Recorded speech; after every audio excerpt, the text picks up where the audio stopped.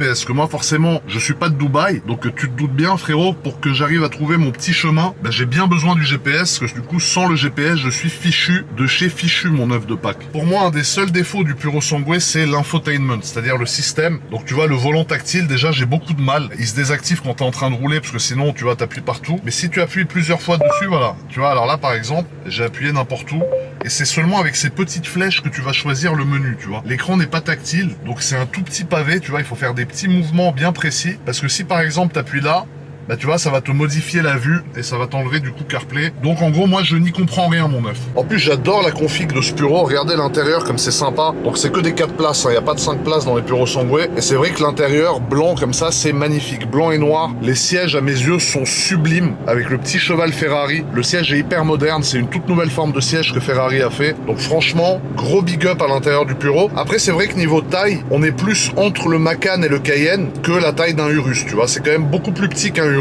Ce qui fait que tu as un peu moins de place à l'intérieur du Puro Sangue que ce que tu pourrais avoir à l'intérieur du Urus, frérot. Après, tu vois, quand je vous dis que je vous sors une big exclue, c'est parce qu'en fait, je trouve que dans le YouTube game automobile français, chacun a sa place, tu vois.